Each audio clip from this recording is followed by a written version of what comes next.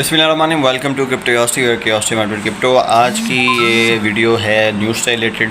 आपको पता है कि एक सेगमेंट हमारा होता है एनालिसिस, बिटकॉइन का एनालिसिस एंड होल मार्केट का एनालिसिस, एंड साथ ही साथ मैं आप लोगों को बताता हूँ कि भाई आज का दिन कैसा गुजरेगा, फेवरेबल है नहीं है आप लोगों के लिए डेली ट्रेडिंग के लिए। और साथ ही साथ एक जो मैं सेगमेंट रखता हूँ न्यूज़ का कि बेसिकली क्रिप्टो इंडस्ट्री में पूरी दुनिया के अंदर क्रिप्टो को लेके क्या जो है वो डेवलपमेंट्स हो रही हैं, उस पर हम लोग डिस्कस कर लिया करते हैं। सो ये मेरा चैनल है, व्हाट्सएप चैनल, इस पर बाकायदगी के साथ मैं न्यूज़ अपनी पोस्ट करता रहता हूँ। तो लेट्स जस्ट गेट स्टार्टेड। अब ये कल है बेसिकली, लेकिन फ्राइडे को जो इवेंट्स है मैं उनको कवर अप कर रहा हूँ। अभी आज के इवेंट मैं अपने व्हाट्सएप चैनल पर अपलोड कर दूँगा, जो कुछ भी हो रहा है दुनिया के अंदर, और जंगों के मामलात भी इफ़ेक्ट करते हैं। मैं बार बार अपनी वीडियोस में ये बताता रहा हूँ आप लोगों को कि मार्केट जो है वो बहुत ज़्यादा शेक आउट होती है। अभी जो रिसेंट चल रहा है, मतलब 1/12 से मतलब 1/18 से 1/12 और 13 तक गई है मार्केट, लेकिन आज इस वक्त बहुत बुरे तरीके से दोबारा से ब्लेड कर रही हैं। ठीक है। सो और फेयर एंड गेट इंडेक्स जो न्यूट्रल हो गया, आई थिंक उससे भी शायद नीचे चला गया, तो मार्केट का फिर से एक दफ़ा बेड़ा गर्क हुआ पड़ा है। ठीक है। अब आप कहेंगे जी बिटकॉइन मार्केट होल मार्केट, मैं नहीं समझता कि बिटकॉइन होल मार्केट है। ठीक है। बिटकॉइन होल मार्केट को लीड करती है, लेकिन खाली बिटकॉइन अगर पढ़ कर तो हमें उससे कोई फ़ायदा नहीं है, क्योंकि हम लोग तो आर्ट्स में कर मेजॉरिटी ऑफ पीपल आर्ट्स में। अब लोग बहुत से कहते हैं नहीं बिटकॉइन में, यार बिटकॉइन में पैसा डाल के अब क्या मिलेगा आपको? लॉन्ग टर्म के लिए आपने अक्यूमुलेट करना, फिर भी 2x भी तब आपका होगा जब बिटकॉइन 1,18,000 से यानी 2 लाख से भी ऊपर जाएगा बिटकॉइन। अभी आप कहेंगे साल के एंड में 2 लाख, नहीं, सवाल ही नहीं। तो चार्ट हमें बताना है कि 1,45,000 1,40,000 मैक्सिमम इतना अभी जाएगा बुल रन। इससे ऊपर चार्ट हमें कुछ भी नहीं बता रहे। ठीक है। तो इतना जाएगा। अभी आप लोगों ने इन्वेस्ट करना है, मिसाल के तौर पर आप एक इस रेट पे जो है वो क्या कहते हैं $1,000 इन्वेस्ट कर लेते हैं, तो फिर परसेंटेज निकाल लें, जो 1,46 पे जाएगा तो कितना आपका प्रॉफिट होगा। ठीक है। तो ये सिनेरियो है। तो मैं तो ये कहूँगा कि मार्केट का बेड़ा गर्क निकला हुआ है फिर से। ठीक है। और निकला हुआ है। ठीक है। हालांकि बिटकॉइन 1,13,000 पे खड़ा हुआ है। सो इस और बिटकॉइन ने भी नीचे जाना है। सॉरी, मैं गलत कह गया। बिटकॉइन ने, मैंने बताया था आपको प्रीवियस वीडियोज़ में कि 1,10,000 के नीचे सपोर्ट आ रही है, बट अभी वॉल्यूम दोबारा से अच्छा आ रहा है। और इस वक्त जो टाइम हमारे पास हो रहा है वो 12:30 हो रहे हैं। तो 12:30 से 1 बजे जो नया कैंडल बनेगा 4 आवर वाला, और वॉल्यूम उसमें इंशाल्लाह अच्छा ही आएगा। सो उम्मीद ये है कि अब ऊपर की उड़ान उड़ेगा, ये 1,10,000 पे शायद ना ही आए तो अच्छा होगा। मार्केट कुछ जो पड़ जाएगी। 8 दिन अभी भी पेंडिंग है, लेकिन डिले हो रहा है, और जितने ही मामला नज़र आ रहे हैं मुझे लगा कि और ज़्यादा डिले होगा। अगस्त में भी सिचुएशन मुझे कुछ नज़र नहीं आ रही, अगस्त के अंदर भी हम कोई अच्छी रैली देख लें, या जो लोग स्टक हैं वो लोग निकल आए, मुझे नहीं लग रहा। तो सितंबर तक मामला जा सकते हैं, यस बिल्कुल जा सकते हैं, मुझे ये लग रहा है, क्योंकि महीने के अंदर ये तमाम मामला एक जो मई देखा, जून देखा, जुलाई देखा, नहीं आया अभी 8 दिन नहीं आया। अब अगस्त चल रहा है, तो अगस्त में ये हाल है। मुझे नहीं लगा कि अगस्त में भी आएगा, लेकिन आएगा ज़रूर। अब सितंबर में आता है, याद से आ गया, तो अल्लाह पाक को बेहतर पता है। तो चलते हैं अब न्यूज़ की तरफ। ये न्यूज़ है जी यूनाइटेड फेडरल रिजर्व सिस्टम से रिलेटेड, और इसमें जो है वो क्या कहते हैं फेड गवर्नेंस है, जुम्मे के दिन के मामला हैं। Fed governor Kugler resigns giving Trump a vacancy on the Fed board पर एक्सियस ने ये रिपोर्ट किया है कि जी फेड का जो गवर्नर है कगलर, उसने रिज़ाइन दे दिया है, और ट्रंप को जो है वो एक और वैकेंसी मिल गई है फेड बोर्ड के अंदर, इनके वो अपना एक और बंदा बिठा सकता है। उसके बाद आगे आ जाते हैं जी ट्रेड वार। जैसे कि आप लोग को पता है टैरिफ की जंग चल रही है। White House says countries not listed in annex 1 will be subject to a 10% tariff. ठीक है। वाइट हाउस का कहना है कि वो ममालिक जो कि एनेक्स 1 के अंदर शामिल नहीं है। एनेक्स 1 वही जो ट्रंप की आपके मशहूर सी एक पिक्चर है, जिसमें वो उठा के खड़ा हुआ अपना इतना बड़ा वो जो एक जिस पर सारे उसने टैरिफ रखे हुए थे, एक पूरा का पूरा एक लिस्ट उठा कर था, वही एनेक्स थे, बेसिकली एनेक्जर्स थे। उनमें से जो एनेक्स 1 के अंदर उसने कहा कि जो ममालिक शामिल नहीं हैं वो जो है उन पर जस्ट 10% ऑफ टैरिफ जो है उनको डिप्लॉय होगा। ठीक है। तो ये जंग चल रही है जनाब यारा। और उसके बाद है जी White House, Trump will modify certain countries tariff rates before midnight, ये अनाउंस इट यस्टरडे, जुमेरात को उसने कहा। और उसमें उसने ये अनाउंस किया कि जी वो मॉडिफाई करेगा कुछ ममालिक के ऊपर टैरिफ के रेट्स जो हैं वो आधी रात से पहले वो उसके अंदर मॉडिफिकेशन लेकर आएगा। ठीक है। उसके बाद जो है जुमे के दिन ही प्रेसिडेंट ट्रंप ने जो है वो कनाडा के ऊपर जो टैरिफ है वो 25 से 35% जो है वो उसने बढ़ा दिए हैं जी। और साथ ही साथ जो है वो क्या कहते हैं जी, तो साथ ही साथ फ्राइडे को ही वाइट हाउस में अनाउंस किया गया कि goods transship to evade 35% tariff on Canada will be subjected instead to a transshipment tariff of 40%। ठीक है, तो वाइट हाउस से कहा गया कि जो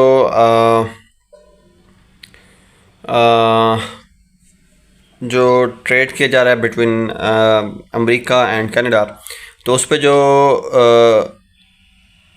35% टैरिफ था वो सब्जेक्टेड है, और instant to a transshipment tariff of 40%, यानी कि 40% के बजाय 35% जो है क्या कहते हैं टैरिफ वो लगाया जाएगा। 5% कमी आप समझने के एक तरह से अनाउंस कर दिया। उसके बाद सैंक्शंस हैं। फ्राइडे को ही ट्रंप ने रशिया पर जो है वो सैंक्शंस लगाने का ऐलान किया है, और we are going to put sanction, ये कहा गया है फ्रॉम ट्रंप की तरफ से कि हम उस पर सैंक्शन लगा रहे हैं। सैंक्शन किस चीज़ की लग रही हैं? ये वही रशिया यूक्रेन वार जो कि चल रहा है तकरीबन 2 साल से ऊपर हो गया, आई थिंक, मुझे एग्जैक्ट डेट याद नहीं है। तो उसी के सिलसिले में, क्योंकि वो ट्रंप कह रहा है कि जी एक सीज़ फायर जल्द अज जल्द अनाउंस किया जाए, और लेकिन जो प्यूटन है वो किसी तरीके से उस पर आ नहीं रहा, तो उस सिलसिले में सैंक्शंस का उसने कहा ये जुमे का है। उसके बाद मज़ीद मामला बिगड़े, और बिगड़े इस तरीके से हैं कि ट्रंप ने आई थिंक पहले 8 दिन की डेडलाइन दी, ये पहले से शायद ज़्यादा की, अब वो 8 दिन की है, 8 अगस्त तक या 10 अगस्त तक उसे कहा गया है। और साथ ही साथ उसने न्यूक्लियर सबमरीन्स जो हैं उनको डिप्लॉय कर दे। कहाँ पर डिप्लॉय किया ये नहीं पता, लेकिन ऐसी जगह पर डिप्लॉय किया जहाँ से रशिया एक्सेसिबल हो ईज़िली। अब वो न्यूक्लियर सबमरीन्स जो हैं उनका अभी सही से पता नहीं है कि वो न्यूक्लियर सबमरीन, मैंने एक इंटरव्यू में बाकायदे बात सुनी कि इट्स नॉट, इसका अभी तक सही से पता नहीं है कि न्यूक्लियर सबमरीन जो कहा है क्या न्यूक्लियर वारहेड वाली सबमरीन हैं या न्यूक्लियर पावर सबमरीन है, तो ये अभी कंफर्म। 12 न्यूक्लियर सबमरीन उसने डिप्लाई किए हैं, तो ये बहुत ज़्यादा ख़तरनाक किस्म की सूरत हाल फिर से मज़ीद बनती जा रही है। अब ये एस्केलेट करेगी या नहीं मार्केट का, तो मार्केट्स तो इससे असर रहती हैं, मार्केट के अंदर एक अनसर्टेनिटी आती है, और जैसे हम सबको पता है कि दुनिया जो है इस वक्त वो जंग अज़ीम 3 की तरफ जो है वो गामज़न है, और जिसे कि अहादीस मुबारका में मलहमतुल कुबरा कहा गया है, तो वो तो स्टार्ट हो चुकी है। ठीक है, अब वो आहिस्ता आहिस्ता बूस्टअप कर रही है। अब उसकी जो एक्सट्रीम जो लेवल होगा वो ये होगा कि बहुत सारे ममालिक आपस में जो है, अभी भी बहुत सारे ममालिक आपस में गुत्थम गुत्था हैं कई जगहों पर, लेकिन यह है कि न्यूक्लियर कंट्रीज़ जो हैं ये जंगों में आएंगी। रशिया तो इस वक्त जंग में इन्वॉल्व है, लेकिन बराह रास्त न्यूक्लियर जो कंट्रीज़ हैं वो भी आपस में जो है वो इंगेज होने लगी, जैसे कि हम लोग इंगेज हुए इंडिया के साथ, और अल्हम्दुलिल्लाह हमने वो जंग जीती भी। लेकिन अभी हमारा राउंड 3 बाकी है, जो कि अनकरीब जो है वो सितंबर में एक्सपेक्टेड है कि ये मामला दोबारा हों पाकिस्तान और इंडिया के दरमियान। तो ये एक्सट्रीम लेवल होगा वर्ल्ड वार 3 का। ठीक है, और इसमें अल्लाह पाक हम सबका अपनी मान में रखे, लेकिन ये चीज़ होनी है कि जिसे हम लोग कहते हैं कि जस्ट डेटरेंस के तौर पे नहीं, डेटरेंस के तौर पे नहीं, इससे ज़्यादा मामला आगे बढ़ेंगे। न्यूक्लियर वार हेड्स भी इस दुनिया के अंदर इस्तेमाल किए जाएंगे। सो अब ये सूरत हाल बहरहाल होनी, क्योंकि हदीस मुबारक में हमें मिलता है कि मफ़हूम मैं बता रहा हूँ कि जिसमें आप सल्लल्लाहु अलैहि वसल्लम ने फरमाया कि एक एक परिंदा उड़ेगा और उसे बैठने की जगह नहीं मिलेगी।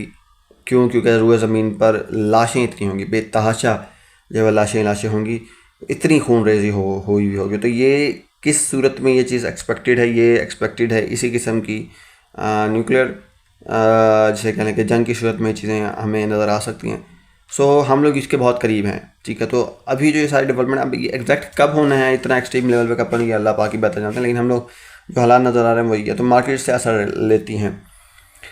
अब अगर अब मैं यहाँ पे आप लोगों के साथ जंग की सारी डिटेल्स मैं इसलिए शेयर कर रहा हूँ क्योंकि अगर आप ट्रेडर हैं, क्रिप्टो में हैं, फॉरेक्स में हैं या शेयर मार्केट में, तो ये चीज़ें बहुत अहमियत की हामिल हैं। आप इन्वेस्टर हैं तो ये चीज़ें बहुत ज़्यादा मीनिंगफुल लगती हैं आपकी फ्यूचर इन्वेस्टमेंट को लेकर। सो अब अब नज़र ये आ रहा है कि पास्ट में अगर हम देखें तो प्यूटन ने कई दफ़ा कहा कि मैं न्यूक्लियर वारहेड यूज़ कर दूँगा, मैं न्यूक्लियर वारहेड यूज़ करूँगा, और इवन कि उसने अपने बॉम्बर्स तक जो है फ्लाई करवाए यूक्रेन के ऊपर, और बहुत ज़्यादा बीच में हो गया था कि भाई अब ख़तरा बढ़ गया कि अब ये कहीं आइटम हम ना फेंक दे। लेकिन अल्हम्दुलिल्लाह 2 साल गुजर गए, वो बातें ही करता रह गया प्यूटन भी, उसने कोई ऐसी मामला की नहीं। अब दोबारा से ये चीज़ें हो रही हैं। अब देखेंगे अब क्या होता है। पास्ट एनालिसिस हमें बताता है कि भाई बताते कि अब फ्यूचर में क्या होगा। तो इस किस्म की मूव्स प्यूटन की तरफ से भी होती रही हैं। फिर इवन कि उसने एक ICBM तो नहीं, लेकिन एक वॉर हेड था वो फेंका था यूक्रेन के ऊपर, एक बड़ा ही खौफनाक किस्म का, लेकिन वो जस्ट विदाउट मिसाइल था, वो वॉर हेड्स के बगैर था। वो आई थिंक हाइपरसोनिक था क्या था, उसकी कुछ वीडियोस वगैरह भी आई और बहुत ही खौफनाक था कि वो सेकंडों के अंदर एक तो वो पहुंचा और उसने 3 जगहों को हिट किया था। मतलब वो उस एक हथियार के अंदर, उस एक मिज़ाइल के अंदर कई मिज़ाइल थे जो कि 3 दफ़ा गिरे, ठीक है। तो वो इस किस्म के वार भी उसने इस्तेमाल किए और वो जो हथियार था बेसिकली न्यूक्लियर वॉरहेड्स लेकर भी आ सकता था। तो ये चीज़ें हुई हैं। अब क्या होता है, तो अभी मुझे कुछ, मैं इस चीज़ को लेके ज़्यादा वो नहीं करूँगा कि भाई क्या ये चीज़ एस्केलेट करेगी। जैसे मैंने आप लोग बताया कि प्यूटन खुद कह चुका कि जी मैं मिज़ाइल फेंकूँगा या मैं एटम बम मारूंगा, लेकिन उसने नहीं मारा। अब ट्रम्प भी यही कर रहा है कि जी मैंने न्यूक्लियर सबमरीन भेज दिए तो यूँ हो गया। So I think it's not gonna be, अभी बहुत नज़दीक हम लोग ऐसा कुछ नहीं देखने वाला कि 6 महीने में हमें कोई इस किस्म के मामला नजर आए। 2027 तक का बादल है कि जी ये बरतानिया सॉरी जर्मनी और रशिया जो है वो आपस में इंगेज होंगे। तो ये सूरत हाल है, लेकिन अभी 6-1 महीने में मुझे ये लग रहा है कि शायद इज़ नॉट पॉसिबल। मैं पास्ट डाटा को देख के बता रहा हूँ कि प्यूटन की इस तरह की बातें। अभी भी ये कहा जा रहा है कि प्यूटन जो तैयारी कर रहा है टैक्टिकल न्यूक अटैक की ऑन यूक्रेन। तो let's see what's we gonna see. लेकिन मुझे नहीं लग रहा कि अभी ये मामला कोई एकदम से बहुत ज़्यादा बढ़ जाएंगे। वही पास्ट डाटा और पास्ट जो इनकी तरफ से मूव्स होती रही हैं from Putin and all of this stuff. So इसको देख के मैं आप लोगों से बात कर रहा हूँ। अच्छा जी, अब मैं चलता हूँ नेक्स्ट उस पर, और वो ये है, खबर ये है कि फ्राइडे की ये खबर है कि टैरिफ रेट ऑफ 50% फॉर तुर्की। तुर्की पर जो है वो क्या कहते हैं 15% टैरिफ है वो लगाए जाएंगे, ठीक है। अच्छा जी, और उसके बाद ही मैंने कल ही पोस्ट किया था बाय द डिप, क्योंकि डिप चल रहा है तो भाई बाय करें। डॉट की वीडियो आप लोगों को मिल जाएगी, वो भी मैंने पोस्ट किया कल ही, जाके देखें। उसमें मैंने सारा रेट बताया कहाँ बाय करना है, टारगेट कितने होंगे, सारा कुछ। और it's golden opportunity to, so let's just so go and see it. South Africa reciprocal tariff rate 30%, ठीक है। तो साउथ अफ्रीका पर जो टैरिफ लगाए गए हैं, वो जो रेट है टैरिफ का वो 30% है। अच्छा, मज़ीद हम लोग जाते हैं ये tariff rate of 50% for Venezuela and यहाँ से मैं आता हूँ। अब यहाँ पे है जी ये जो मुख्तलिफ कंट्रीज़ को का मुख्तलिफ आ गए कि ताइवान पर 20% और कंबोडिया पर 19%, थाईलैंड पर 19%। इन दोनों में भी आपस में जंग हुई, आप लोगों को पता ही है। अभी मलेशिया के ऊपर 19% हैं, वियतनाम के ऊपर 20% है, स्विट्ज़रलैंड पर 39%, इंडोनेशिया पर 19%, और तुर्की पे आपको बता दी कि 15%, साउथ अफ्रीका के ऊपर 30% है, और south Africa reciprocal tariff rate 30%, ठीक है। और उसके बाद नेक्स्ट हमारे पास आ जाता है कि जी countries with US trade deal safe for now. वो कंट्रीज जो कि अभी सेफ हैं सारे मामलों को लेकर। European Union US EU framework deal was signed around July 27, setting up 15% tariff instead of the threatened 30%. This deal protects EU export from full tariff escalation. तो EU जो है, यूरोपियन यूनियन जो है वो बच गया है, और 27 तारीख को जो है इनके दरमियान में एग्रीमेंट हुआ है जिसके मुताबिक 15% टैरिफ जो है वो उन पर लगेगा इंस्टेड ऑफ 30%। बहुत ज़्यादा है। तो ये जो है वो क्या कहते हैं मामलात में बचत हो गई है इनकी। जापान जो है वो जनाब आला a trade deal signed recently lowering tariffs on autos and industrial export to 15%, backed by large scale investment and access commitments, ठीक है। जो ट्रेड डील हुई है उसमें टैरिफ जो है वो ऑटोज़ पर, आपकी गाड़ियों पर, और इंडस्ट्रियल एक्सपोर्ट पर जो है वो क्या कहते हैं कम हुए और 15% तक आ गए हैं। और इसमें जो है क्या कहते हैं लार्ज स्केल की इन्वेस्टमेंट भी शामिल है, और कुछ कमिटमेंट्स भी जो है इनकी आपस में हुई हैं इन ममालिक की, US एंड जापान की। उसके बाद यूनाइटेड किंगडम है ना, an economic prosperity deal in principle is in place with the US protecting UK origin goods from new punitive tariffs, ठीक है। तो एक इकोनॉमिक डील जो है वो अभी चल रही है US के दरमियान और यूनाइटेड किंगडम के दरमियान, UK के दरमियान, और जैसे कि UK बेस्ड जो गुड्स हैं जो कि UK में तैयार होती हैं वो टैरिफ से जो है वो बच जाएंगी, ठीक है। उसके बाद साउथ कोरिया है जी, और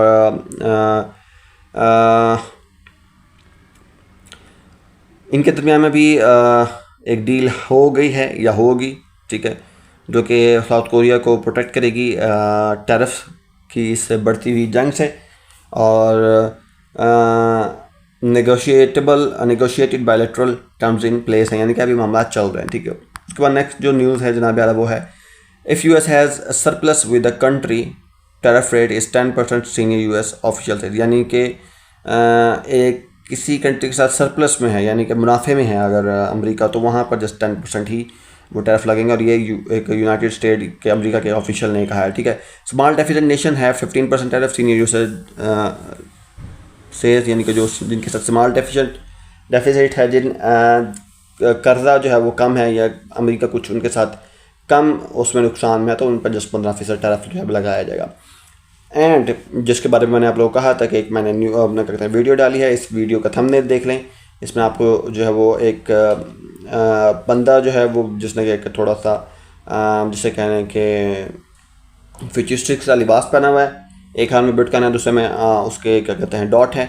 तो ये थंबनेल है जिसमें मैंने कहा कि दिस विल बीट दिस। अब हो ये नहीं हो रहा कि 1 लाख से ऊपर डॉट चला जाएगा, लेकिन बीट करने का मतलब यह है कि जितना मुनाफा आप बिटकॉइन में आज कमा सकते हैं उससे कहीं गुना ज़्यादा इन्वेस्ट करके आप डॉट पे कमा सकते हैं। और डॉट आपको सस्ते रेट में मिल रहा है और बिटकॉइन आपको 1 लाख और समथिंग में मिल रहा है। तो 1 लाख रुपया अगर पाकिस्तानी आप बिटकॉइन में इन्वेस्ट करते हैं और 1 लाख रुपया आप इसमें इन्वेस्ट करते हैं, तो आप लॉन्ग टर्म के लिए इसे छोड़ते हैं। तो मैंने आपको बता दी कि 44% अभी मेरे चार्ट पर नज़र आ रहा है, जबकि कुछ रेयर एनालिस्ट का कहना है कि ये जो डॉट जो है $100 तक भी पहुंच सकती है, एक्सेसिबल है। उसकी वजह मैंने S&P का आपको बता दिया था। तो ये जनाब वाला वीडियो है, प्रेजेंट की है मैंने कल, और होपफुली आप लोग अगर देखना चाहेंगे तो आप देख सकते हैं। इन्वेस्टमेंट अपॉर्चुनिटी मैंने दी है। एंड उसके बाद एक नीचे मैंने वॉइस नोट्स दिया था इसी से रिलेटेड। सो ये व्हाट्सएप चैनल है, इसको फॉलो कर लें। यहाँ पर आपको इसकी बेल आइकन भी नज़र आ जाएगा। और दैट्स इट फॉर नाउ। मिलता हूँ नेक्स्ट वीडियो में आपसे, और तब तक के लिए अल्लाह हाफ़िज़, अस्सलाम वालेकुम।